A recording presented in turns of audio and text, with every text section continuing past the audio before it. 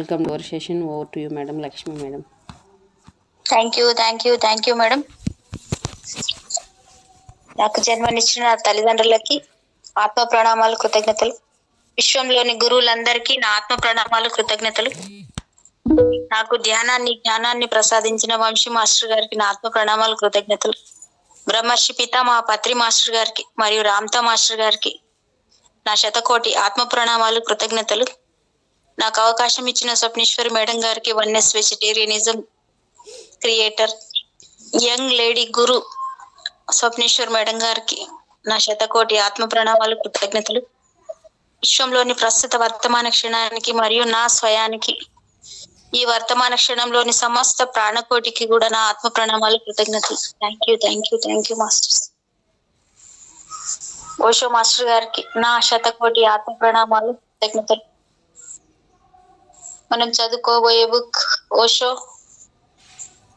పూర్ణ పురుషుడు. అందులో భాగంగా మృగం నిన్న కొంచెం స్టార్ట్ అయిపోయింది, అందులోంచి చదువుకుంటున్నాం మాస్టర్స్. వీక్షిస్తున్న వారందరికీ కూడా కృతజ్ఞతలు.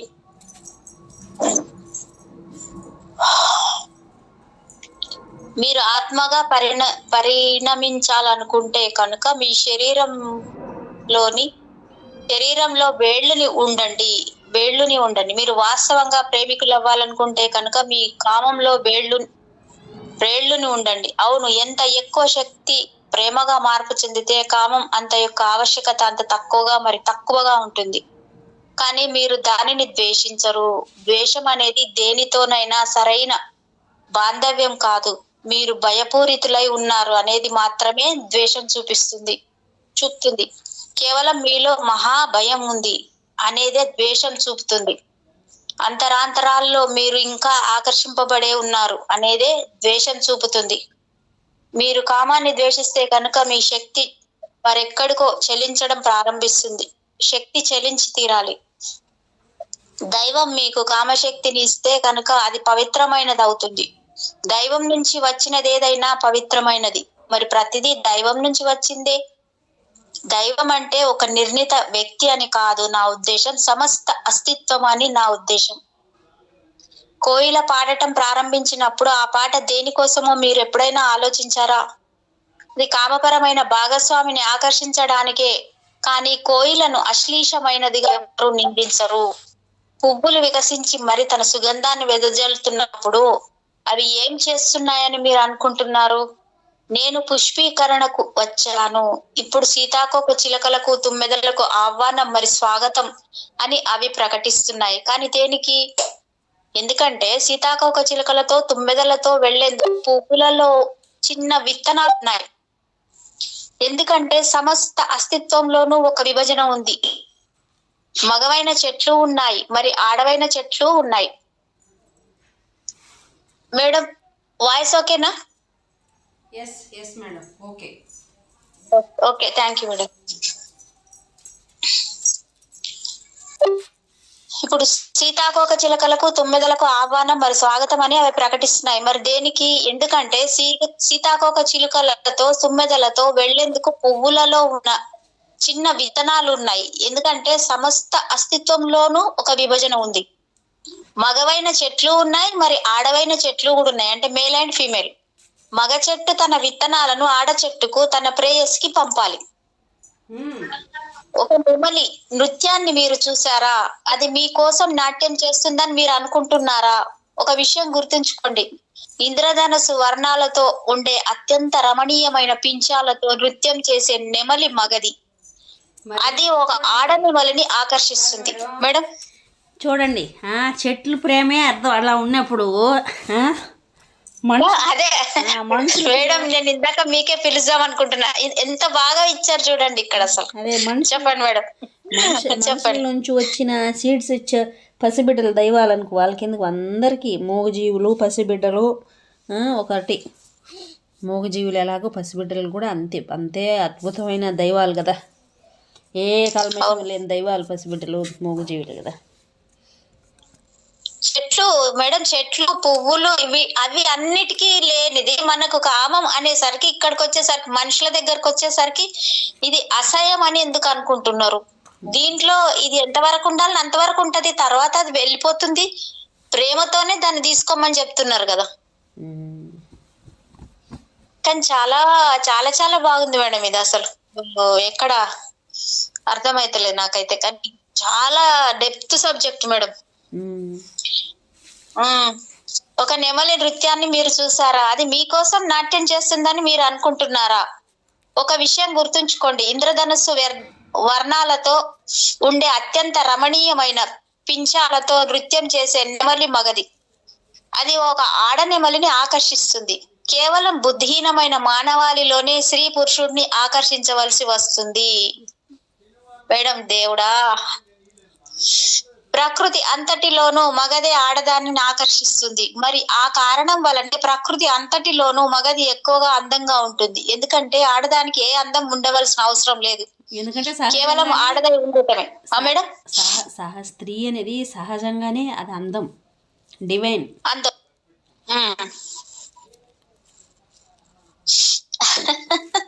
అంటే ఇక్కడ నెమలి గాని చెట్లు గాని ఏవైనా మగయే ఆడదాన్ని ఆకర్షిస్తాయంట. మరి ఇక్కడ వచ్చేసరికి మళ్ళీ ఆడవాళ్ళకి ఎందుకు పడుతుంది? మనుషుల్లో వచ్చేసరికి ఈ తేడా వస్తుంది మళ్ళీ.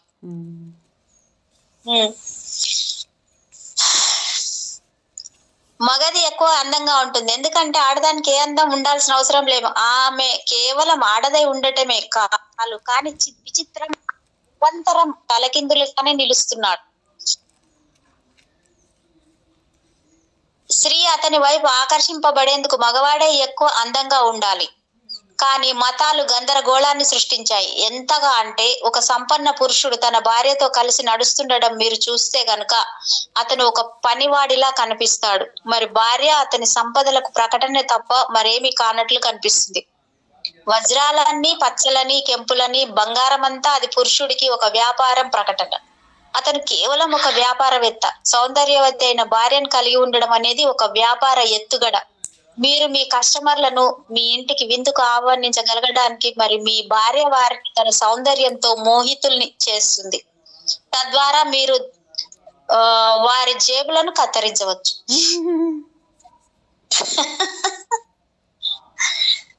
కానీ పురుషుడు కేవలం ఒక సేవకుడిగా, ఒక వ్యాపారవేత్తగా తయారయ్యాడు.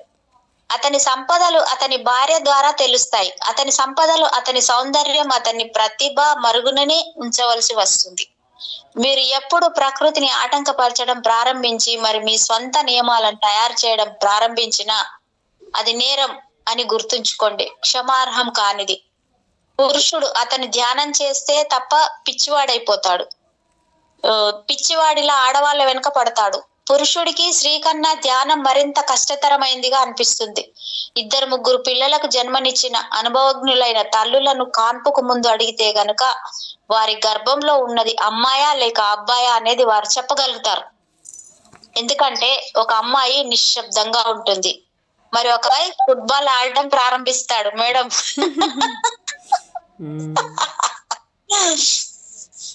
అతను ఇక్కడ మరి అక్కడ తన్నడం ప్రారంభిస్తాడు. ధ్యానంలో అమ్మాయిలు లోతులలోకి ప్రవేశించగలరు. ఒక వంక వారు ధ్యానంలోకి లోతుగా వెళ్ళగలరు, మరో వంక వారి కాముకత అనేది నకారాత్మకమైనది, నెగిటివ్. అది వారిపై ఒక నిర్బంధం కాదు. అన్ని రకాల సన్యాసులు మరి సన్యాసినుల మధ్య తిరిగిన నా అనుభవంతో నేను విస్మయానికి గురయ్యాను. ఎందుకంటే ఏ సన్యాసి వాస్తవంగా బ్రహ్మచారిగా సెలిబ్రేట్ లేడు, కానీ సన్యాసినులు బ్రహ్మచారిణులుగా ఉన్నారు. వారు అలా ఉండగలరు ఎందుకంటే వారికి ఉగ్రత్వంతో కూడిన కామం ఉండదు. మరి అంతేకాకుండా ప్రకృతి చేసిన ఏర్పాటు ఏమిటంటే ప్రతి నెల వారి కామశక్తి అప్రయత్నంగానే వారి శరీరం నుంచి బయటకు వెళ్ళిపోతుంది. వారు మరొక నెల వరకు పరిశుద్ధంగా ఉంటారు. కానీ పురుషుడు సంకటంలో ఉన్నాడు. అతని కామశక్తి కేవలం ప్రగాఢ ధ్యానం ద్వారా మాత్రమే జయించబడుతుంది. అతను పిచ్చివాడవ్వడు. మీరు గాఢంగా ధ్యానం చేయనంత వరకు మీరు మీ కామపరమైన ఉన్మాదాన్ని అధిగమించలేరు. కానీ స్త్రీలకు ఎంత బాగా చెప్తున్నాడు చూడండి మేడం. విద్యార్థుల ప్రదర్శన ఒక అల్లరిగా మారిపోయింది. అకస్మాత్తుగా ఒక పురుషుడు తన చేతులలో ఒక దుర్బలమైన అమ్మాయిని మోస్తూ సమూహం నుంచి తడబాటుతో బయటకు వచ్చాడు. ఇక్కడ ఆ పురుషుడి వద్దకు పరిగెత్తుతూ పోలీసు అరిచాడు, ఆమెను నాకు ఇవ్వు, నేను ఈమెను దీనిలో నుంచి బయటకు చేరుస్తాను. నీ చావు నువ్వు చావు, సమాధానం ఇచ్చాడు అతను. మరి వెళ్ళు, మరి నీ దానిని నువ్వు తెచ్చుకో. అల్లర్లలో ప్రజలు చంపబడుతూ కాల్చబడుతున్నప్పుడు సైతం పురుషుడి మనస్సు నిరంతరం కామం గురించి ఆలోచిస్తూ ఉంటుంది. కామమే పురుషుడి యొక్క బానిసత్వం. మీ కామశక్తి సమస్తం అదో దిశగా వెళ్లే బదులు ఊర్ధ్వ దిశగా వెళ్లేందుకు మీరు ధ్యాన స్థితి కోసం అన్ని ప్రయత్నాలు చేయాలి. ఒక సౌందర్యవతి అయిన స్త్రీని కనుగొనే బదులు మీ అంతరంగంలో ఒక సౌందర్య శోభితుడైన పురుషుడిని సృష్టించడం ప్రారంభించండి. ఒక సౌమ్యమైన స్త్రీని కనుగొనే కన్నా మెరుగుగా మీ శక్తి మిమ్మల్ని సౌమ్యులుగా చేయగలరు. కానీ స్త్రీ కన్నా పురుషుడు అత్యంత మూర్ఖుడు. చరిత్ర సమస్తం పురుషుడిచే తయారు చేయబడింది. మరి మీరు ఉన్మాదాన్ని చూడవచ్చు, అది మానవాళికి చెందిన చరిత్ర కాదు. ఆ చరిత్ర దేనిదంటే ఉన్మాదం, యుద్ధాలు, అత్యాచారాలు, సజీవ దహనాలు, విధ్వంసం. వివాహితులైన ఒక జంట తమ చిన్నారి బాబును సర్కస్ కు తీసుకెళ్లారు. గోరిల్లా అంకంలో భర్త బాత్రూమ్ కు వెళ్ళవలసి వచ్చింది. మరి అతను వెళ్లిపోయిన తర్వాత ఆ చిన్నారి బాబు తన తల్లిని మెల్లగా తట్టి అన్నాడు, గోరిల్లా కాళ్ళు మధ్య వేలాడుతున్న ఆ పొడుగుది ఏంటి అని. దేవుడా, అతని తల్లి ఎంతో ఇబ్బంది గురైంది. మరి త్వరగా అంది, ఓ అదేమీ కాదు కన్నా. భర్త తిరిగి వచ్చినప్పుడు భార్య కొద్దిగా పాప్కార్న్ తీసుకురావడానికి వెళ్ళింది. మరి ఆమె వెళ్లిపోయిన తర్వాత బాబు తన తండ్రిని మెల్లగా తట్టి అడిగాడు, నాన్న గొరిల్లా మధ్య వేలాడుతున్న పెద్దది ఏంటి అని. తండ్రి నవ్వాడు. మరి చెప్పాడు, అది బాబు, అది శీష్ణం అన్నాడు. ఆ చిన్నారి బాబు ఒక్క క్షణం విస్మయంగా చూశాడు. మరి అప్పుడు అన్నాడు, అయితే అదేమి కాదు అని అమ్మ ఎందుకు చెప్పింది?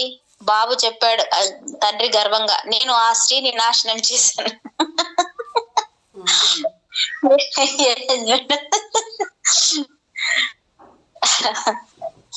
కామ పిపాసి. కామం ఒక సూక్ష్మమైన విషయం, సున్నితమైనది. ఎందుకంటే శతాబ్దాల తరబడి స్వలాభానికి వాడుకోబడటం, భ్రష్టత్వం, అక్రమమైన ఆలోచనలు, శిక్షణలు కామం అనే పదంతో జత కలిసి ఉన్నాయి. పదం ఎంతో భారంతో ఉంది. అది అస్తిత్వంలోని అత్యంత భారమైన పదాలలో ఒకటి. దైవం అని మీరు అంటారు, అది ఖాళీగా కనిపిస్తుంది. కామం అని మీరు అంటారు, అది అతిగా భారంతో నిండి ఉన్నట్లు కనిపిస్తుంది. మనస్సులో 1001 విషయాలు మెదులుతాయి. భయము, దుర్బుద్ధి, ఆకర్షణ, ఒక అపరిమితమైన వాంఛ, మరి అపరిమితమైన ప్రతికూల వాంఛ కూడా. అవన్నీ కలిసి మెదులుతాయి. కామం ఈ పదమే అయోమయాన్ని, ఒక గందరగోళాన్ని సృష్టిస్తుంది.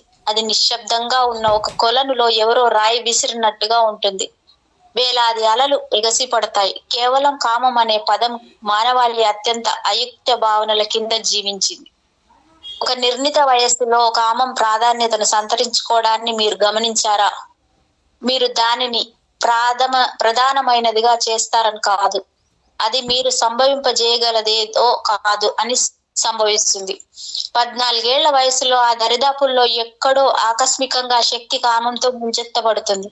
మీలోని ప్రవాహ ద్వారాలు తెరవబడినట్లుగా అది సంభవిస్తుంది.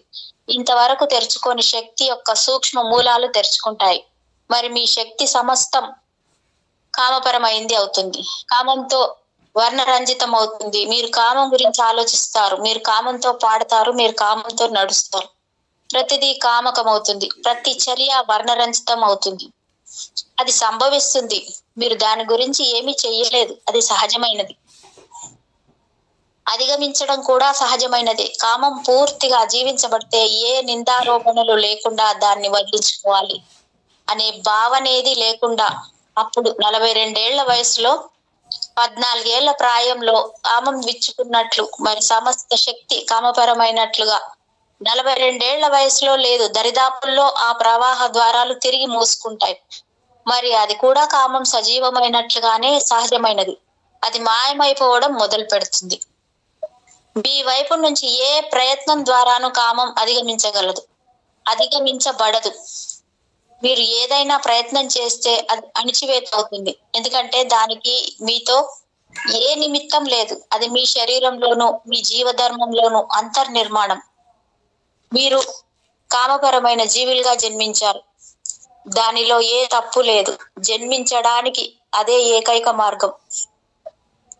మానవుడిగా ఉండడం అంటే కామపరమైన వారుగా ఉండటమే. మీరు గర్భంలో పడినప్పుడు మీ తల్లి మరి మీ తండ్రి ప్రార్థించడం లేదు. వారు ఒక మతాచార్యుడి ధర్మోపన్యాసాన్ని వినడం లేదు. వారు చర్చిలో లేరు. వారు ప్రేమలో పాల్గొంటూ ఉన్నారు. మీరు గర్భంలో పడినప్పుడు మీ తల్లిదండ్రులు సంభోగిస్తున్నారు అని అనుకోవడం కూడా కష్టతరమైనదిగా అనిపిస్తుంది. వారు సంభోగిస్తున్నారు. వారి కామశక్తులు కలుసుకుంటున్నాయి. మరి ఒకదానిలోకి ఒకటి ఐక్యమవుతున్నాయి. అప్పుడు మీరు గర్భంలో పడ్డారు. ఒక గాఢమైన మౌన చర్యలో మీరు గర్భంలో పడ్డారు. మొదటి కణం కామ కణం. మరి అది ఆ కణంలో నుంచి మిగిలిన కణాలన్నీ వృద్ధి చెందాయి. కానీ ప్రతి కణం కామ కణాలతో నిర్మితమైందే. ఇప్పుడు అవి కోట్లాదిగా ఉన్నాయి. దీనిని గుర్తుంచుకోండి. మీరు కామపరమైన జీవిగానే ఉనికిలో ఉన్నారు. ఒక్కసారి మీరు దాన్ని అంగీకరిస్తే శతాబ్దాల తరబడి కల్పించబడిన వివాదం సమసిపోతుంది. ఒకసారి మీరు దానిని లోతుగా అంగీకరిస్తే మధ్యలో ఏ భావనలు లేకుండా కామం కేవలం ప్రాకృతికమైనదిగా భావించబడినప్పుడు మీరు దానిని జీవిస్తారు. తినడానికి అధిగమించడం ఎలా అని మీరు నన్ను అడగరు. శ్వాసించడాన్ని అధిగమించడం ఎలా అని మీరు నన్ను అడగరు. ఎందుకంటే ఏ మతము మీరు శ్వాసించడాన్ని అధిగమించమని బోధించలేదు. అందువలనే లేదంటే మీరు అడుగుతూ ఉండేవారు, శ్వాసించడాన్ని అధిగమించడం ఎలా? మీరు శ్వాసిస్తారు. మీరు ఒక శ్వాసించే జంతువు. మీరు కామపరమైన జంతువు కూడా. కానీ వ్యత్యాసం ఉంది. మీ జీవితంలోని 14 సంవత్సరాల ప్రారంభంలో దాదాపు కామపరమైనవే కావు, లేదా మహా అయితే వాస్తవంగా కాముకము కాని ప్రథమ రూప కామక్రీడి మాత్రమే. కేవలం తయారీ రిహార్సల్స్ అంతే. 14 ఏళ్ల ప్రాయంలో అకస్మాత్తుగా శక్తి పరిపక్వం అవుతుంది. గమనించండి, ఒక శిశువు జన్మించాడు. ఆ వ్యవధిగా 3 క్షణాల లోపు శిశువు శ్వాసం తీసుకోవాలి, లేదంటే అతను మరణిస్తాడు. అప్పుడు శ్వాసించడం అనేది అతని జీవితమంతా ఉంటుంది. ఎందుకంటే అది జీవితపు మొదటి అడుగులోనే వచ్చింది. దాన్ని అధిగమించడం సాధ్యం కాదు. బహుశా మీరు మరణించబోయేటప్పుడు కేవలం 3 క్షణాల ముందు అది నిలిచిపోతుంది, కానీ అంతకన్నా ముందు కాదు. ఎల్లప్పుడూ గుర్తుంచుకోండి, జీవితపు 2 చివరలు, ప్రారంభం మరియు అంతం, సరిగ్గా ఒకే రకమైనవి, అనురూపమైనవి. శిశువు జన్మిస్తాడు. 3 క్షణాలలో అతను శ్వాసించడం ప్రారంభిస్తాడు. ఆ శిశువుడు వృద్ధుడై మరి మరణిస్తున్నప్పుడు అతను శ్వాసించడం ఆపేసినప్పుడు 3 క్షణాలలో అతను మరణిస్తాడు. మేడం, ఇది కదా, ఇది సైన్స్ పరంగా కూడా ఇలాగే ఉంటది. Birth death 2.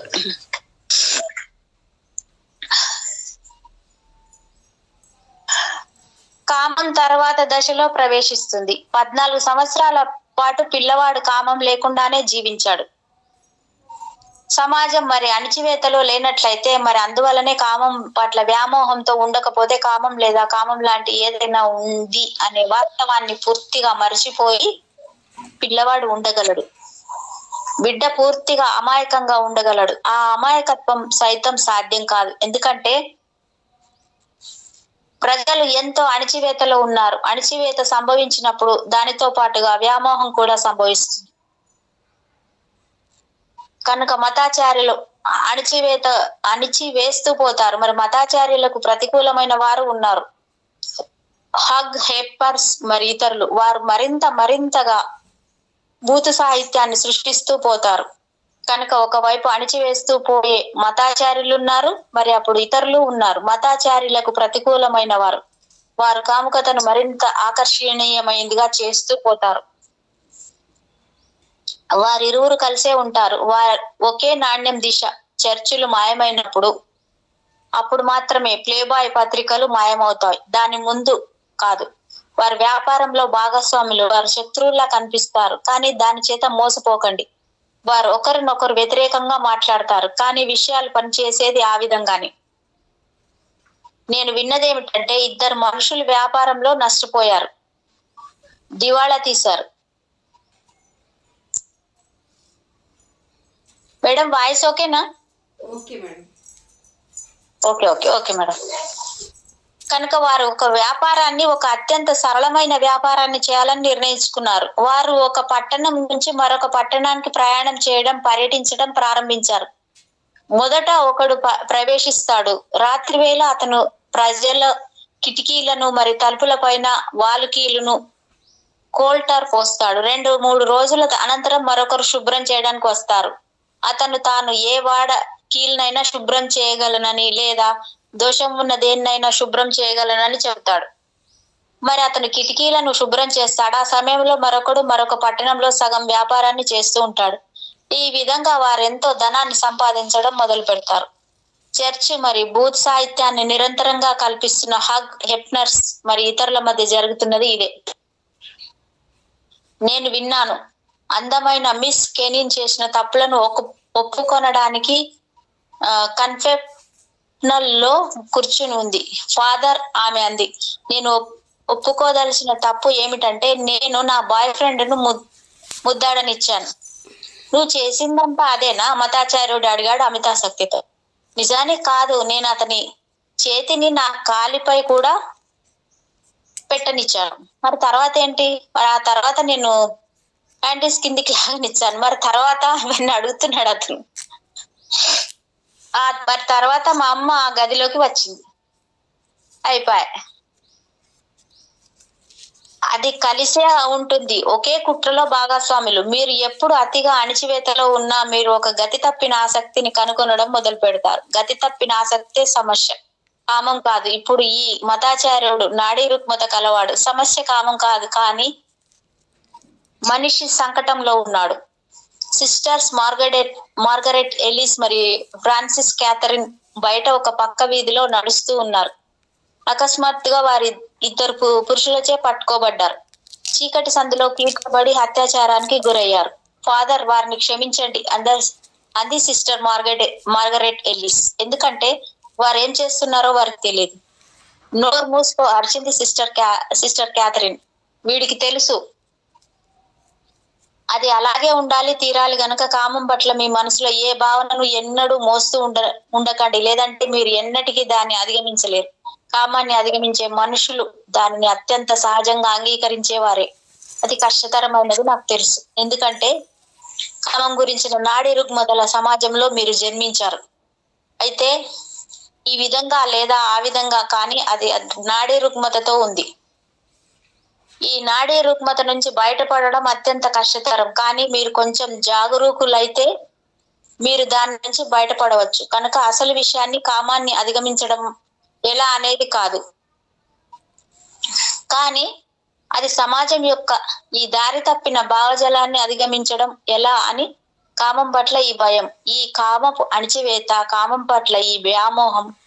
కామం అందమైంది. కామం తనలో తానే ఒక సహజమైన లయబద్ధమైన దృగ్విషయం. శిశువు గర్భంలో పడటానికి సిద్ధంగా ఉన్నప్పుడు అది సంభవిస్తుంది. మరి అది జరగడం అనేది మంచిది, లేదంటే జీవితం అనేదే ఉండదు. కామం ద్వారానే జీవితం ఉంటుంది. కామం దాని మాధ్యమం. మీరు జీవితాన్ని అవగాహన చేసుకుంటే, మీరు జీవితాన్ని ప్రేమిస్తే, కామం పవిత్రమైనదని, పూజనీయమైనదని మీరు తెలుసుకుంటారు. అప్పుడు మీరు దానిని జీవిస్తారు. అప్పుడు మీరు దానితో సంతోషం పొందుతారు. మరి అది వచ్చినంత సహజంగానే అది పోతుంది. తనంతట తానే 42 సంవత్సరాలకు లేదా దాని దరిదాపుల్లో అది ఉనికిలోనికి వచ్చినంత సహజంగా కామం మాయమైపోవడం మొదలు పెడుతుంది. కానీ అది ఆ విధంగా జరగడం లేదు. 42కు దరిదాపుల్లో అని నేను చెప్పినప్పుడు మీరు ఆశ్చర్యపోతారు. 70-80 ఏళ్ల వారు మీకు తెలుసు, మరి వారు ఇంకా అతీతం అవ్వలేరు. మలినమైన వృద్ధులు మీకు తెలుసు, మరి సమాజానికి బలైన వారు సహజంగా ఉండలేకపోవడం వలన అది ఒక హ్యాంగ్ ఓవర్. ఎందుకంటే వారు ఆస్వాదిస్తూ మరి ఆనందిస్తూ ఉండవలసిన సమయంలో వారు అణిచివేశారు. ఆ ఆనందపు క్షణాలలో వారు సంపూర్ణంగా దానిలో లేరు. వారు భావప్రాప్తి పొందలేరు. వారు మనస్కంగా ఉన్నారు. కనుక మీరు ఎప్పుడైనా ఏ విషయంలోనైనా అన్యమనస్కంగా ఉంటే అది మరింత దీర్ఘకాలం కొనసాగుతుంది. నా అవగాహన ఇది. ప్రజలు వారు సక్రమంగా, ప్రేమపూర్వకంగా, సహజ సిద్ధంగా జీవించినట్లయితే అప్పుడు 42వ ఏట వారు కామాన్ని అధిగమించడం ప్రారంభిస్తారు. వారు సహజంగా జీవించినట్లయితే, మరి కామంతో పోరాడుతున్నట్లయితే, అప్పుడు 42 వారికి అత్యంత ప్రమాదకరమైన సమయం అవుతుంది. ఎందుకంటే వారు 42కు చేరే సమయానికి వారి శక్తులు క్షీణిస్తూ ఉంటాయి. మీరు యవ్వనంలో ఉన్నప్పుడు మీరు దేన్నైనా అణచవచ్చు, ఎందుకంటే మీరు ఎంతో శక్తివంతులు. ఈ వాస్తవంలోని పరిహాసాన్ని చూడండి. ఒక యువకుడు అత్యంత సులభంగా కాముకతను అణచవచ్చు, ఎందుకంటే అలా చేయడానికి అతనికి శక్తి ఉంది. అతను దానిని కింద పెట్టి మరి దాన్ని అధిష్ఠించవచ్చు. శక్తులు పోతూ ఉన్నప్పుడు, క్షీణిస్తున్నప్పుడు, అప్పుడు కామం తనను తాను స్థిరపరచుకుంటుంది. మరి మీరు దాన్ని నియంత్రించలేరు. దాన్ని నియంత్రించడం కష్టం. నేను ఒక కథ విన్నాను. 65 ఏళ్ల స్టీన్ తన కుమారుడైన డాక్టర్ స్టీన్ కార్యాలయాన్ని సందర్శించాడు. మరి తన లైంగిక సామర్థ్యాన్ని పెంపొందించగల దానికోసం అడిగాడు. ఆ ఎండి తన తండ్రికి ఒక ఇంజెక్షన్ ఇచ్చాడు. మరి అనంతరం రుసుము తీసుకోవడానికి నిరాకరించాడు. అయినా కానీ స్టీన్ అతనికి $10 ఇవ్వడానికి పట్టుబట్టాడు. ఒక వారం తర్వాత స్టీన్ మరొక ఇంజెక్షన్ కోసం మళ్ళీ వచ్చాడు. మరి ఈసారి తన కుమారుడికి $20 ఇచ్చాడు. కానీ నాన్న, ఇంజెక్షన్లు కేవలం $10 తీసుకో అన్నాడు స్టీన్. ఈ అదనపు 10 మీ అమ్మ తరపు నుంచి. అది కొనసాగుతూనే ఉంటుంది. కనుక మీరు ఒక తండ్రి లేదా తల్లి అయ్యే ముందు దయచేసి దాన్ని ముగించండి. వృద్ధాప్యం కోసం నిరీక్షించకండి, ఎందుకంటే అప్పుడు విషయాలు అసహ్యకరం అవుతాయి. అప్పుడు ప్రతిదీ కాలం చెల్లినదైపోతుంది. ఎందువలన నేను పోర్నోగ్రఫీ, భూత సాహిత్యం పట్ల అంత వ్యామోహంలో ఉన్నాను? మీ మతపరమైన పెంపకం ఆదివారపు పాఠశాల వలన అయి ఉంటుంది. లేదంటే భూత సాహిత్యం పట్ల ఆసక్తిని కలిగి ఉండవలసిన అవసరమే లేదు. మీరు వాస్తవానికి ప్రతికూలంగా ఉంటే కనుక మీరు ఊహించుకోవడం ప్రారంభిస్తారు. మతపరమైన పెంపకం ఈ భూగోళం నుంచి మాయమైన రోజు భూత సాహిత్యం మరణిస్తుంది. అంతకన్నా ముందు అది మరణించలేదు. అది చాలా విరుద్ధమైనదిగా కనిపిస్తుంది. వాటికన్ ప్రోద్బలంతోనే ప్లేబాయ్ మనగలుగుతుంది.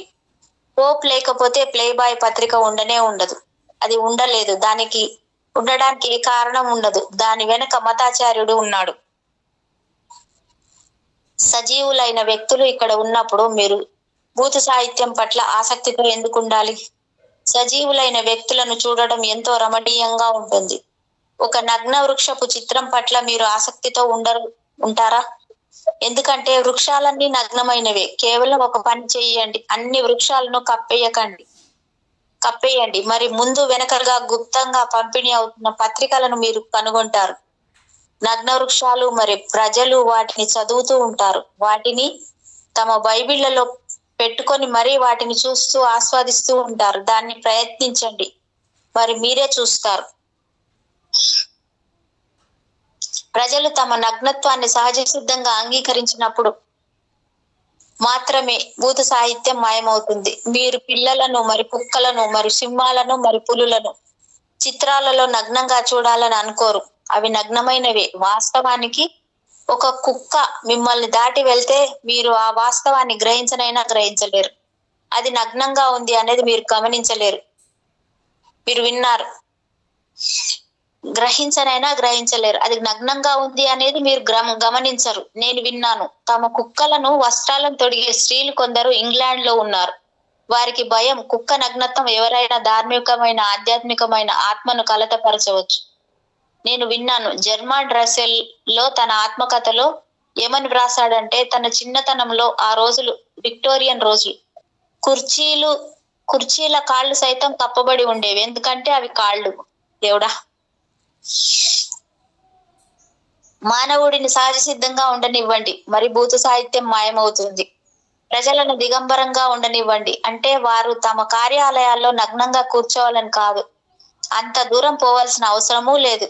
కానీ సముద్ర తీరాలలో, నదులపై వారు సౌఖ్యంగా ఉన్నప్పుడు, తమ గృహసీమలలో విశ్రమిస్తున్నప్పుడు, తమ ఉద్యానవనాల్లో సూర్యుడి కింద సేద తీరుతూ ఉన్నప్పుడు వారు దిగంబరంగా ఉండాలి.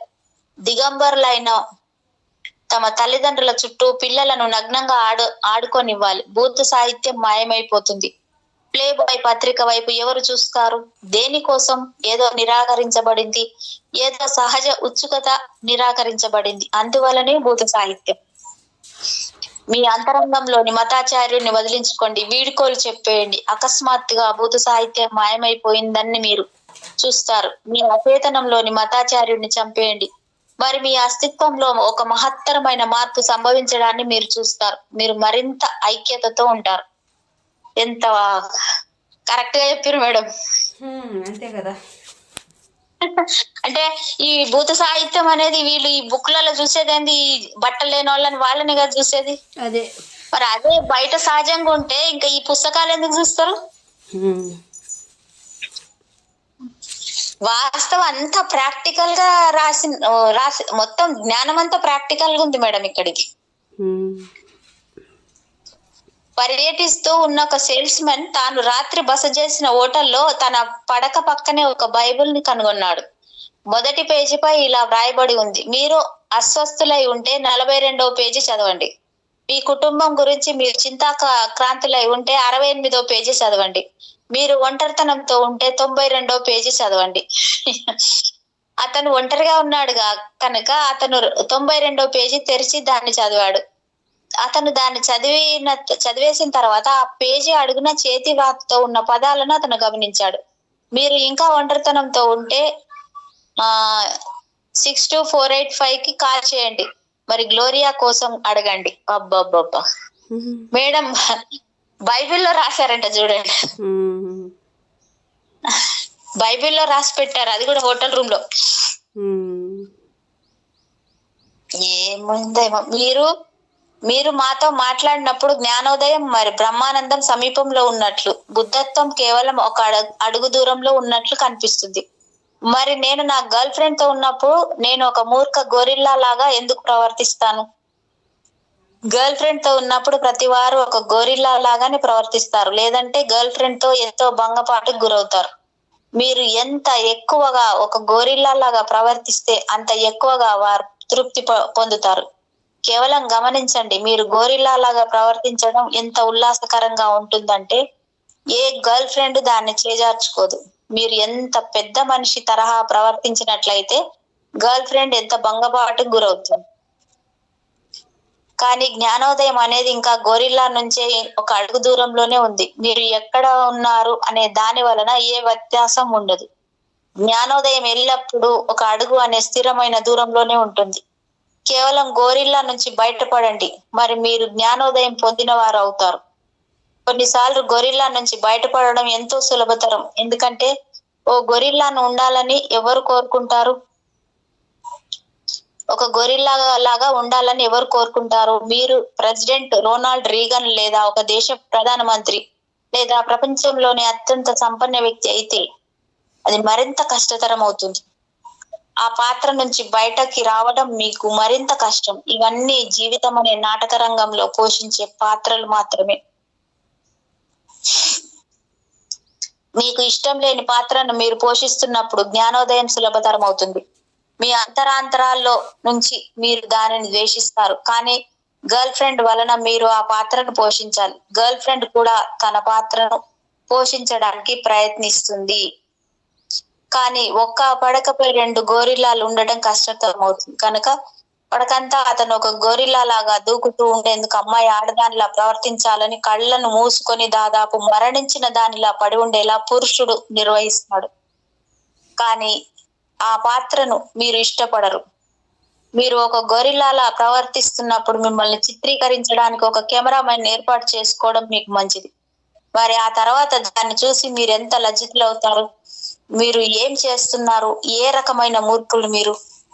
ప్రజలు టైం ఆఫ్ చేయడం మంచిదే. గతంలో ప్రతి సమాజం ప్రజలు ఆరుబయట, సముద్ర తీరాలలో లేదా పార్కుల్లో మైదానం చేయడానికి ప్రతికూలంగా ఉంది. గతంలో ప్రతి సమాజం దానికి వ్యతిరేకంగా ఉంది. దానికి సరళమైన కారణం ఏమిటంటే సముద్ర తీరాన ఒక గొరిల్లాలా ప్రవర్తిస్తున్న వారు ఎవరైనా సముద్ర తీరాన ఉన్న ప్రతి పురుషుడికి జ్ఞాపకం చేసేది ఏంటంటే నేను చేస్తున్నది కూడా ఇదే, కాకపోతే నేను కేవలం దాని రాత్రి అంధకారంలో చేస్తున్నాను. కానీ గోరిల్లా అలా ఉండడం నుంచి జ్ఞానోదయంలోకి వెళ్ళడం అడుగు కేవలం మీరేం చేస్తున్నారు అనే ఎరుకను పొందడం. మరి పాము తన పాత చర్మాన్ని విడిచేసి బయటకు వచ్చినట్లుగా మీ చర్య నుంచి బయటకు వచ్చేయడం అనే ఒకే ఒక అడుగు. పడక నుంచి బయటకు దూకేయండి, మరి ఒక బుద్ధుడు అయిపోండి. ఆ రాత్రి దాన్ని ప్రయత్నించండి. ఒక గొరిల్లాగా ఉన్నప్పుడు మధ్యలోనే వెంటనే మంచంపై నుంచి దూకేయండి, పద్మాసనంలో కూర్చోండి, మరి ఒక బుద్ధుడు అవ్వండి. నేను మీకు వాగ్దానం చేస్తున్నాను, మీ గర్ల్ ఫ్రెండ్ మరింత ఎక్కువ పారవశ్యంతో మీరు మరింత ఆనందంగా ఉంటుంది. చిట్ట చివరకు నీకు కొంత బుద్ధి వచ్చింది.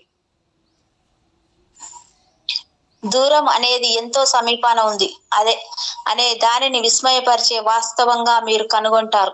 మీరు మీ నిద్రలో ఒక గొరిల్లా కావచ్చు, మీరు మీ నిద్రలో ఒక ప్రెసిడెంట్ కావచ్చు, మీరు మీ నిద్రలో అత్యంత సంపన్న వ్యక్తి కావచ్చు, కానీ అవి అన్ని స్వప్నాలే. వాస్తవానికి మీరు మీ నిద్రలో ఒక గొరిల్లా అయినప్పుడు అది ఒక దుస్వప్నం అవుతుంది. ప్రేమ వ్యవహారాలన్నీ దుస్వప్నాలుగా మారతాయి. అది మరి దుస్వప్నం నుంచి మేల్కొనడం కూడా అత్యంత కష్టతరమైనదిగా కనిపిస్తుంది. కానీ వారి స్వప్నాలు దుస్వప్నాలు మారడం మొదలుపెట్టిన తర్వాత మాత్రమే ప్రజలు మేల్కొనడానికి ప్రయత్నిస్తారు. స్వప్నం కొనసాగుతూ పోతే గనక మధురమైనది, రమణీయమైనది మేల్కొనాలని ఎవరు కోరుకుంటారు? మీరు ఒక విషయాన్ని గుర్తించారు, మంచిదే, మీరు ఒక గొరిల్లాలా ప్రవర్తిస్తారు అని.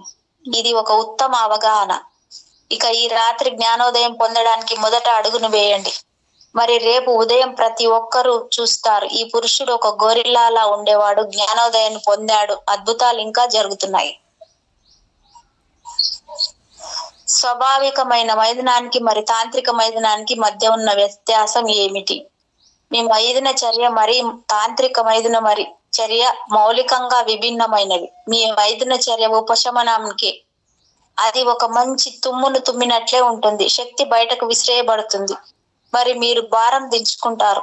అది విధ్వంసకరమైనది, అది సృజనాత్మకమైనది కాదు. అది మంచిదే, స్వస్థత పరిచేదే, అది మీరు విశ్రమించడానికే దోహదపడుతుంది, కానీ అంతకు మించి ఏమీ ఉండదు.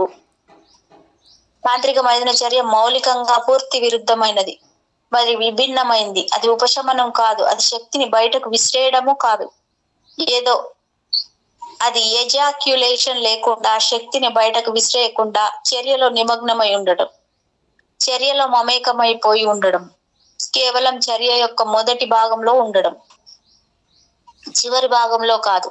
ఇది గుణాన్ని మార్చేస్తుంది, అప్పుడు మొత్తం గుణమంతా విభిన్నంగా ఉంటుంది. రెండు విషయాలను అవగాహన చేసుకోవడానికి ప్రయత్నించండి. రెండు రకాలైన క్లైమాక్స్లున్నాయి, రెండు రకాలైన భావప్రాప్తులున్నాయి. ఒక రకమైన భావప్రాప్తి తెలిసినదే, మీరు ఉద్రేకపు శిఖరాగ్రాన్ని చేరుకుంటారు, అప్పుడు మీరు ఇక ముందుకు వెళ్ళలేరు. ముగింపు వచ్చేసింది, అది స్వేచ్ఛాపూర్వకం కానిది. అయిపోయే దశకు ఉద్రేకం చేరుకుంటుంది, శక్తి మీలోకి దూకి మరి బయటకు వెళ్ళిపోతుంది. మీరు దాని నుంచి ఉపశమనం పొందుతారు, బరువు దించుకుంటారు, భారం విసిరేయబడుతుంది, మీరు విశ్రమించగలరు, మరి నిద్రించగలరు. మీరు దానినే ఒక శాంతపరిచే ఔషధంలో ఉపయోగిస్తున్నారు. అది ఒక సహజమైన మత్తుమందు. చక్కని నిద్ర దాన్ని అనుసరిస్తుంది. మీ మనసు మతం చేత భారం మోపబడి ఉండకపోతే కనుక, లేదంటే మత్తుమందు సైతం నాశనం అవుతుంది. మీ మనస్సు మతము చేత భారం అవ్వకుండా ఉంటే కేవలం అప్పుడు మాత్రమే కామం ఒక శాంతపరిచే విషయం అవుతుంది. మీరు అపరాధ భావనతో ఉంటే మీ నిద్ర సైతం కలతపరచబడుతుంది, మీరు కుంగుబాటుకు లోనవుతారు, మిమ్మల్ని మీరు నిందించుకోవడం మొదలు పెడతారు, మరి ఇక ఏ మాత్రం దానిలో పాలు పంచుకోనని మీరు ప్రమాణాలు చేసుకోవడం ప్రారంభిస్తారు. అప్పుడు మీ నిద్ర తదనంతరం ఒక దుస్వప్నంగా మారిపోతుంది.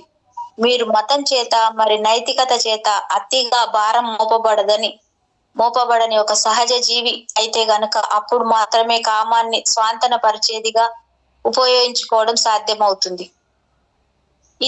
ఇది ఒక రకమైన భావప్రాప్తి. ఉద్రేకపు శిఖరాగ్రానికి చేరడం కంత్ర మరొక రకమైన భావప్రాప్తికై కేంద్రీకృతమై ఉంది. మనం మొదటి రకాన్ని శిఖరాగ్ర భావప్రాప్తి, పీక్ ఆర్గజం అని పిలిచేనట్లయితే, మీరు తాంత్రిక భావప్రాప్తిని లోతుల భావప్రాప్తి, వ్యాలీ ఆర్గజం అని పిలవచ్చు. దానిలో మీరు ఉద్రేకపు శిఖరాగ్రానికి చేరడం లేదు, కానీ విశ్రాంతి యొక్క అత్యంత లోతైన లోయలకు చేరుతారు. రెంటిని ప్రారంభంలోనే ఉద్రేకాన్ని వినియోగించాలి. అందువల్లనే నేను చెబుతున్నది ఏమిటంటే, ప్రారంభంలో అవి ఒకటే కానీ ముగింపులు మాత్రం సంపూర్ణంగా విభిన్నమైనవి. రెండింటికి ఉద్రేకాన్ని వినియోగించాలి. అయితే మీరు ఉద్రేకపు శిఖరాగ్రం దిశగానైనా వెళుతున్నారు లేదా విశ్రాంతి యొక్క లోయనైనా చేరుతున్నారు. మొదటి దానికి ఉద్రేకం తీవ్రంగా ఉండాలి, మరింత తీవ్రంగా. మీరు దానిలో వృద్ధి చెందాలి. అది శిఖరాగ్రం వైపు వృద్ధి చెందేలా మీరు దానికి దోహదపడాలి. రెండవ దానిలో ఉద్రేకం కేవలం ఆరంభం మాత్రమే. ఒకసారి పురుషుడు ప్రవేశిస్తే ప్రియుడు మరి ప్రేయసి ఇరువురు విశ్రమించవచ్చు. ఏ చలనం అవసరం లేదు. వారు ఒక ప్రేమపూర్వక పరిష్వంగంలో సేద తీరవచ్చు. పులకింత పోబోతుందని స్త్రీ గాని పురుషుడు గాని భావించినప్పుడు అప్పుడు మాత్రమే ఒక స్వల్ప చలనం మరి ఉద్రేకం అవసరమవుతాయి. కానీ అప్పుడు మళ్ళీ సేద తీరండి. మీ యొక్క గాఢ పరిష్వంగాన్ని ఎజాక్యులేషన్ లేకుండా గంటల తరబడి పొడిగించవచ్చు. మరి అప్పుడు ఇరువురు కలిసి గాఢ నిద్రలోకి జారిపోవచ్చు. ఇది ఒక లోతైన భావప్రాప్తి. ఇరువురు సేద తీరుతారు. మరి వారు విశ్రమించిన రెండు అస్తిత్వాలుగా కలుసుకుంటారు.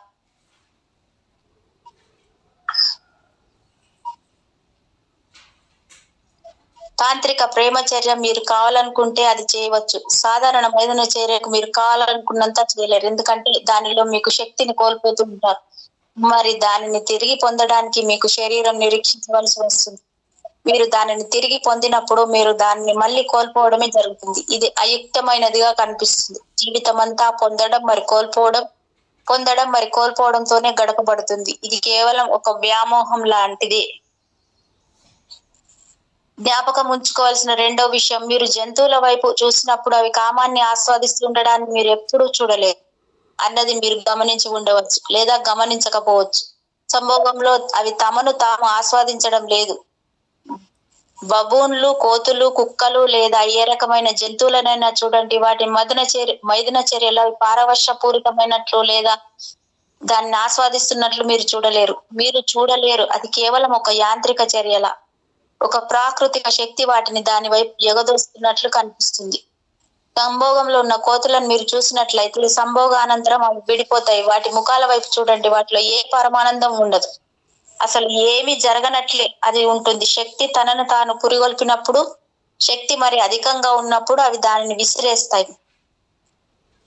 సాధారణ మైదున చర్య అలాగే ఉంటుంది. కానీ నైతికవాదులు పూర్తి వ్యతిరేకమైనవి చెబుతూ ఉన్నారు.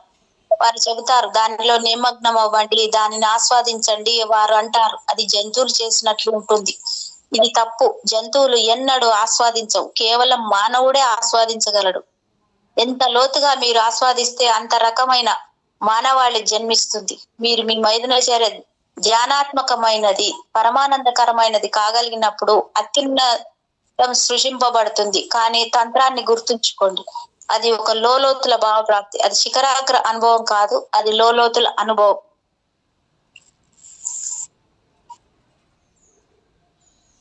ప్రాగ్దిశలో అబ్రహం మాస్లో శిఖరాగ్ర అనుభవం అనే ఈ పదానికి అత్యంత ప్రాచుర్యాన్ని కల్పించాడు. మీరు ఉద్రేకంలోనికి శిఖరాగ్రం దిశగా వెళతారు, మరి అప్పుడు మీరు పడిపోతారు. అందువలనే అది మైదున చర్య. అనంతంగా మీరు పడిపోయిన భావనతో ఉంటారు. అది సహజం. ఒక శిఖరాగ్రం నుంచి పడిపోతున్నారు. ఒక తాంత్రిక మైదున అనుభవం అనంతరం మీరు ఎప్పుడు అనుభూతి చెందరు. మీరు పడిపోవడం లేదు. మీరు మరింత కిందకు పడిపోలేరు. ఎందుకంటే మీరు ఒక లోయలో ఉన్నారు. అంతకన్నా మెరుగుగా మీరు వృద్ధి పొందుతున్నారు. ఒక తాంత్రిక మైదున చర్య అనంతరం మీరు తిరిగి వచ్చినప్పుడు మీరు వృద్ధి పొందారు, పడిపోలేదు. మీరు శక్తితో నిండిపోయినట్లు భావిస్తారు. మరింత చేతనమైనది, మరింత సజీవమైనది, తేజోమయమైనది. ఆ పరమానందం గంటల తరబడి, రోజుల తరబడి కూడా నిలిచి ఉంటుంది. మీరు దానిలో లోతుగా ఉన్నారు అనే దానిపై ఆధారపడి ఉంటుంది. మీరు దానిలోకి వెళితే కనుక ముందు వెనకలుగా మీరు తెలుసుకునేది ఏమిటంటే ఎజాక్యులేషన్ అంటే శక్తిని వృధా చేయడమే అని. దాని అవసరం లేదు. మీకు పిల్లలు కావాలనుకుంటే తప్ప. మరి తాంత్రిక మైదున అనుభవంతో రోజంతా ఒక గాఢమైన ప్రశాంత స్థితిని మీరు అనుభూతి చెందుతారు. ఒక తాంత్రిక మైదున అనుభవం మరి రోజుల తరబడి కూడా మీరు విశ్రాంతి భావనతో ఉంటారు. సౌఖ్యంగా స్వగృహంలోనున్నట్లు, అహింసాపూర్వకంగా, ఆగ్రహమే లేకుండా, కుంగుబాటు లేకుండా. మరి ఈ రకమైన వ్యక్తి ఎప్పుడు ఇతరులకు ప్రమాదకారి కాడు. అతను చేయగలిగితే ఇతరులు సంతోషంగా ఉండటానికి అతను సహాయం చేస్తాడు. అతను చేయలేకపోతే కనీసం అతను ఎవరిని దుఃఖితులను చేయడు. కేవలం తంత్ర మాత్రమే ఒక నవీన మానవుడిని సృష్టించగలదు. మరి కాలరహిత స్థితిని, అహం రహిత స్థితిని, మరి అస్తిత్వంతో గాఢమైన అద్వైతాన్ని తెలుసుకోగలిగిన ఈ మానవుడు అభివృద్ధి చెందుతాడు.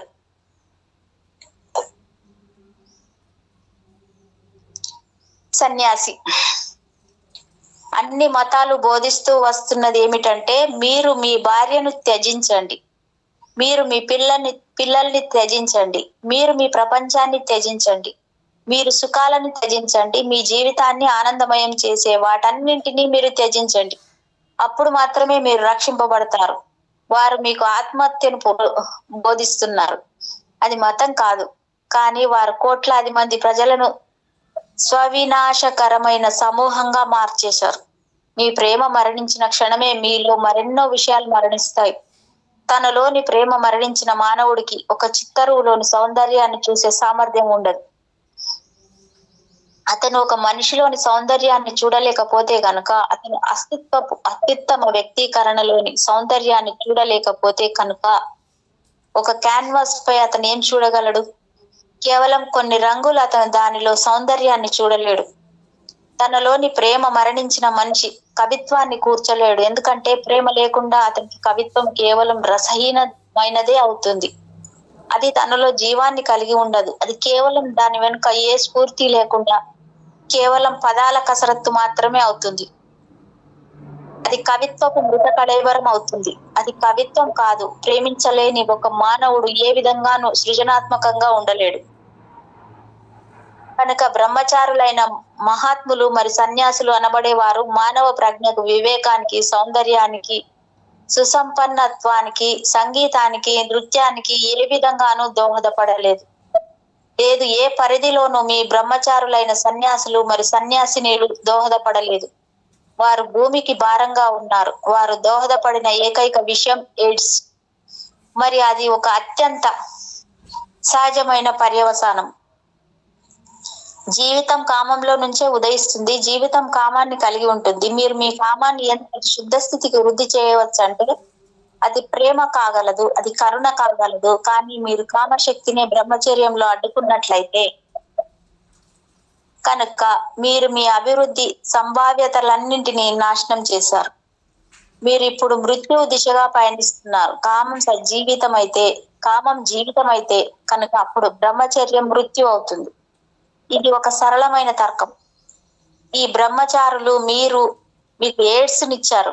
ఎందుకంటే బ్రహ్మచర్యం అసహజమైనది, జీవశాస్త్రానికి వ్యతిరేకమైనది, దేహ ధర్మశాస్త్రానికి వ్యతిరేకమైనది, మీ హార్మోన్లకు వ్యతిరేకమైనది. మీ శరీరం స్వతంత్రత గలది అని మీరు బాగా గుర్తుంచుకోండి. అది మీ ఆదేశాల ప్రకారం పనిచేయదు. దానికి దాని స్వంత కార్య ప్రణాళిక ఉంది. మరి అది తదనుగుణంగా పనిచేస్తుంది.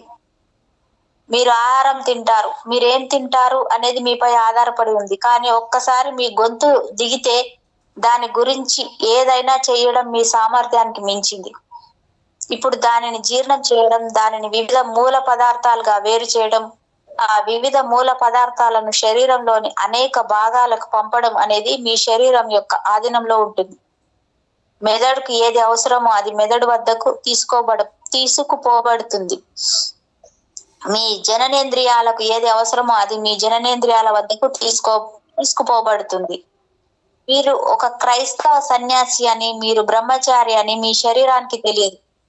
అది మీలో పురుష రేతస్సును సృష్టిస్తూ పోతుంది.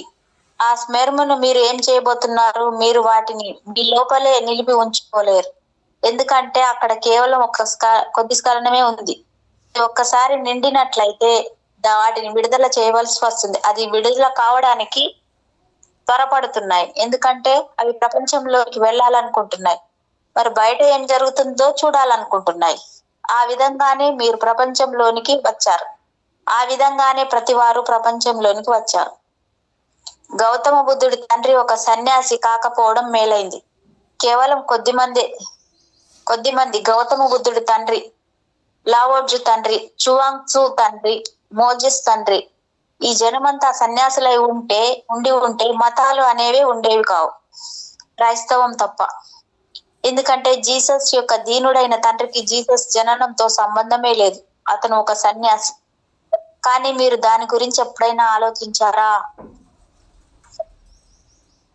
క్రైస్తవ దైవం ఒక త్రైకత్వం అని, మరి క్రైస్తవ త్రైకత్వంలో పవిత్రాత్మ ఒక భాగం అని. అతను ఒక బ్రహ్మచారి కాడు, అతను ఒక అత్యాచారి, ఒక గొప్ప దైవిక చర్య. అతను ఒక పేద వడ్రంగివాడి కన్య అయిన భార్యపై అత్యాచారం చేస్తాడు. మరి ఇంకా మీరు ఈ అతి దుష్టుడిని పవిత్ర ఆత్మ అని పిలుస్తూనే ఉన్నారు. అప్పుడు ఒక అపవిత్ర ఆత్మ అంటే ఏమిటని మీరు అనుకుంటున్నారు? మరి అతను దైవంలోని ఒక ఆవశ్యక భాగం. అది దైవానికి కూడా బ్రహ్మచారి కానివాడుగా చేస్తుంది. కానీ మీ సన్యాసినులు అన్ని మతాలు మానవాళిపై మృత్యువును మరి విధ్వంసాన్ని నిర్బంధించాయి. చిట్ట చివరి ఫలితం ఏంటంటే ఎయిడ్స్. మరి ఎయిడ్స్ త్వరితగతిన వ్యాపిస్తుంది దావానలంలా. అది మానవాళిని నాశనం చేయవచ్చు. ఎందువలన గతంలో మతాలు జీవితాన్ని నిరాకరించేవిగా ఉండేవి. Life negative. మతం పేరుతో మానవుడు స్వలాభానికి వాడుకోబడ్డాడు. మతాచార్యుని చేత మరి రాజకీయవేత్త చేత స్వలాభానికి వాడుకోబడ్డాడు. మతాచార్యుడు మరి రాజకీయవేత్త మానవుడికి ప్రతికూలంగా ఒక లోతైన కుట్రలో ఉన్నాడు. మానవుడిని స్వలాభానికి వాడుకోగల ఏకైక మార్గం అతన్ని భయస్థుని చేయడం. ఒకసారి మానవుడు భయంతో నిండిపోతే అతను లొంగిపోవడానికి సిద్ధంగా ఉంటాడు. ఒకసారి మానవుడు లోపల వణుకుతుంటే అతను తనపై తాను విశ్వాసాన్ని కోల్పోతాడు. అప్పుడు అతను ఏ మూర్ఖ నిరర్ధకమైన దాన్ని అయినా నమ్మడానికి సిద్ధంగా ఉంటాడు. అతను ఆత్మవిశ్వాసం ఉంటే గనక ఒక మనిషిని నిరర్ధకమైన దానిని నమ్మేలా మీరు చేయలేరు. గుర్తుంచుకోండి, ఆ విధంగానే మానవుడు యుగాల తరబడి స్వలాభానికి ఉపయోగించబడ్డాడు. మతాలు అనబడే వాటి వ్యాపార రహస్యం ఇదే. మనిషిని భయకంపితుడిని చెయ్యండి, అతన్ని అయోగ్యుడిననే భావన కలిగించండి, అతనికి అపరాధ భావన కలిగించండి, అతను కేవలం నరకపు అంచునే ఉన్నాడు అనే భావన అతనికి కలిగించండి. మానవుడిని ఎవరైనా అంత భయస్థుడిగా ఎలా చేయగలరు? ఏకైక మార్గం ఏమిటంటే జీవితాన్ని నిందించండి. సహజమైనదిగా ఏదైనా దానిని నిందించండి. కామాన్ని నిందించండి, ఎందుకంటే అది జీవితానికి ప్రధాన తత్వం. ఆహారాన్ని నిందించండి, ఎందుకంటే అది జీవితానికి రెండవ ప్రధాన తత్వం. బాంధవ్యాన్ని, కుటుంబాన్ని, స్నేహాన్ని నిందించండి, ఎందుకంటే అది జీవితానికి మూడవ ప్రధాన తత్వం. మరి నిందిస్తూ పోండి. మానవుడికి ఏదైతే సహజమైనదో దాన్ని నిందించండి. అది తప్పు అని చెప్పండి. నువ్వు దానిని చేసినట్లయితే దాని వలన నువ్వు వేదన అనుభవిస్తావు. నువ్వు దానిని చెయ్యలేవు. నువ్వు బహుమానం పొందుతావు. నువ్వు సహజ సిద్ధంగానే జీవిస్తూ పోతే నరకం నీపై పడబోతుంది. అదే గతమంతటి యొక్క సందేశం. మరి నువ్వు జీవితానికి వ్యతిరేకంగా వెళ్ళినట్లయితే నీకు స్వర్గ ప్రాప్తి కలుగుతుంది. దాని అర్థం ఏమిటంటే మీరు స్వవినాశకులుగా ఉంటే అప్పుడు మాత్రమే దైవం మిమ్మల్ని అంగీకరిస్తాడు. మీరు నెమ్మదిగా మీ ఇంద్రియాల యొక్క, దేహం యొక్క, మనసు యొక్క, హృదయం యొక్క స్వవినాశనాన్ని చేసుకుంటే, మరి మిమ్మల్ని మీరు ధ్వంసం చేసుకుంటూ పోతే, మిమ్మల్ని మీరు నాశనం చేసుకోవడంలో మీరు ఎంతగా సఫలీకృతులైతే అంతగా మీరు దైవానికి ప్రీతిపాత్రులు అవుతారు. గతంలో మతాల బోధన సమస్తం ఇదే. అది మానవుడి అస్తిత్వాన్ని కలుషితం చేసింది, అతనిని విషపూరితం చేసింది. ఈ విష ప్రయోగం చేసిన వారు దాని నుంచి మానవుడిని అపరిమితంగా స్వలాభానికి వాడుకున్నారు. గతానికి చెందిన ఈ మతాలు మృత్యు ప్రధానమైనవి, జీవ ప్రధానమైనవి కాదు. నేను చాటుతున్నది ఒక జీవ ప్రధానమైన దర్శనం, బహుముఖ పరిధిత్వంలో ఉన్న ప్రేమైక జీవితం. ఎందుకంటే అత్యున్నత సత్యానికి సమీపంగా, మరింత సమీపంగా చేరగల ఏకైక మార్గం అది. అత్యున్నత సత్యం ఎంతో దూరంలో లేదు, అది తక్షణంలోనే దాగి ఉంది. ఆ తక్షణమే అత్యున్నతమైనది, అంతర్వ్యాపకమైనది, సర్వోత్కృష్టమైనది. భగవంతుడు అక్కడ లేడు, ఇక్కడే ఉన్నాడు. దైవం అది కాదు, ఇదే. మీరు అనర్హులు కాదు, మీరు ఒక పాపి కాదు. మీ అపరాధ భావనలన్నింటి బరువును మీరు దించుకోవడానికి సహాయపడేందుకే నేను ఇక్కడ ఉన్నాను. మిమ్మల్ని మీరు విశ్వసించడం ప్రారంభించేందుకు మీకు సహాయపడేందుకే నేను ఇక్కడ ఉన్నాను. ఒక్కసారి మీరు మీ సొంత అస్తిత్వాన్ని విశ్వసించడం ప్రారంభిస్తే ఏ రాజకీయవేత్త, ఏ మతాచార్యుడు మిమ్మల్ని స్వలాభానికి వాడుకోలేడు. మానవుడు ఎల్లప్పుడూ భయం ద్వారా స్వలాభానికి వాడుకోబడ్డాడు. నేను విన్నాను. ఒకసారి ముల్లా నజరుద్దీన్ ఒక అరణ్యంలో తప్పిపోయాడు. బయటకు వెళ్లే దారిని కనుగొనడానికి అతను రోజంతా ప్రయత్నించాడు. కానీ అతని వల్ల కాలేదు. అలసిపోయాడు, ఆకలితో ఉన్నాడు, నిస్సత్తువ కమ్మింది, రక్తం ఒడుతున్నాడు. అతని బట్టలు చిరిగిపోయాయి, ఎందుకంటే ఆ అడవి నిజంగా ఎంతో దట్టంగా ముళ్లతో నిండి ఉంది. చీకటి పడిపోతుంది, సూర్యుడు అస్తమిస్తున్నాడు, మరి రాత్రి అయిపోతుంది.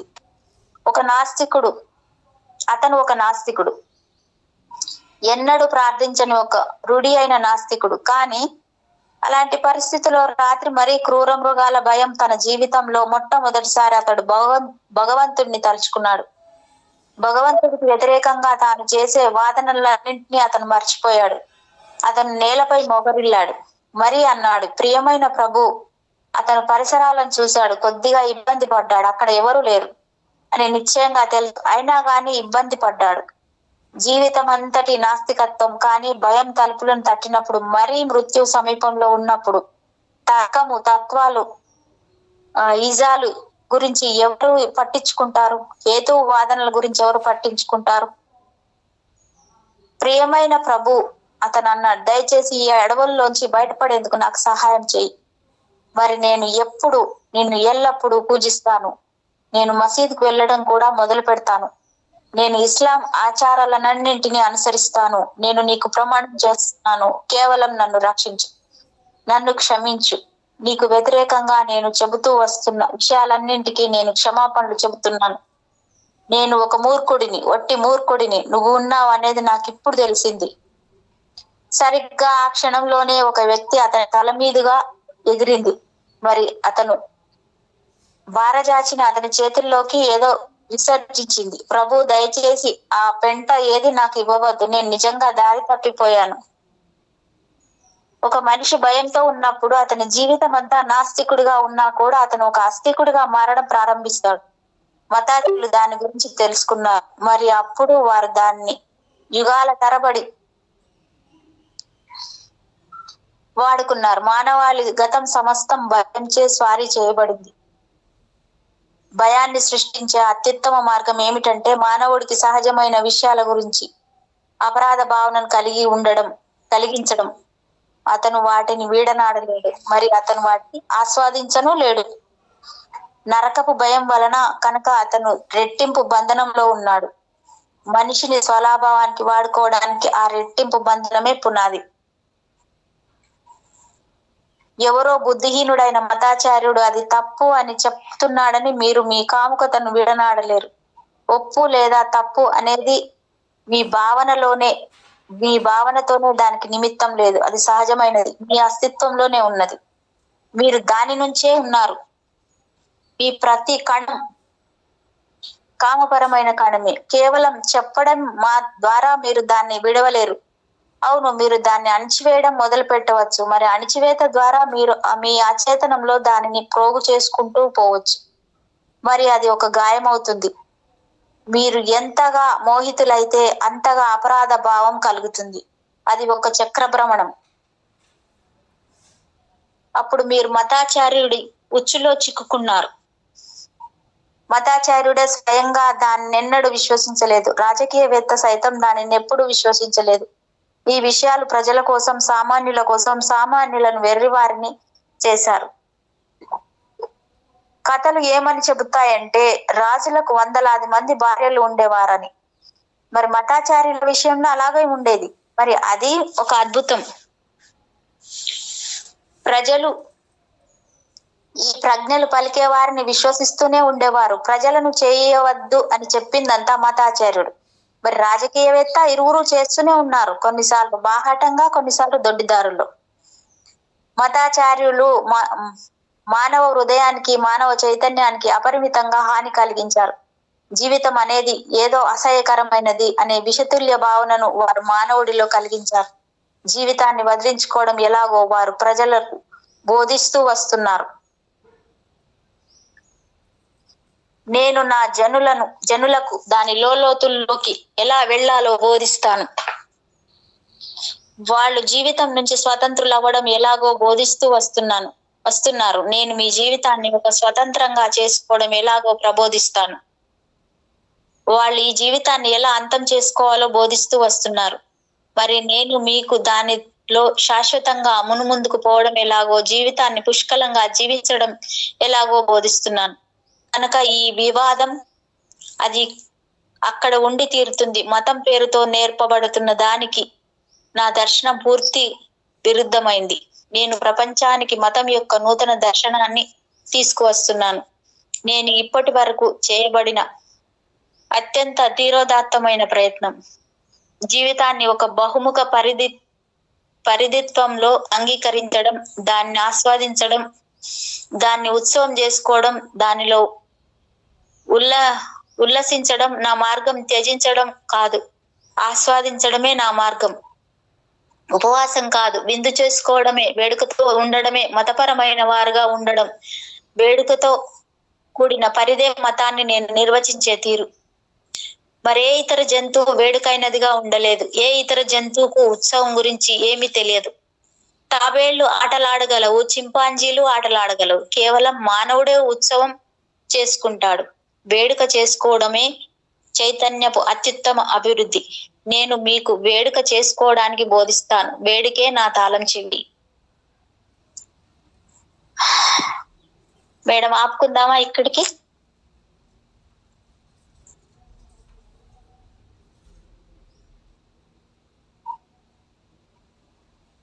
Madam yes madam. ఇక్కడికి ఒక అంటే మళ్ళీ నెక్స్ట్ చాప్టర్ స్టార్ట్ అవుతుంది. Okay madam. అందుకని ఎస్ సరిపోయింది కదా టైం మేడం? ఎస్ సరిపోయింది, కరెక్ట్గా సరిపోయింది. Okay, thank you madam. Thank you very much. Thank you madam. మీకు చాలా లోతు సబ్జెక్టు. అది డెప్త్ ఉంది. ఎంత అంటే బాగా అర్థం చేసుకోవాలి. చాలా చాలా మంచి నాలెడ్జ్ నా చేత చెప్పిస్తున్నారు. మీకు నిజంగా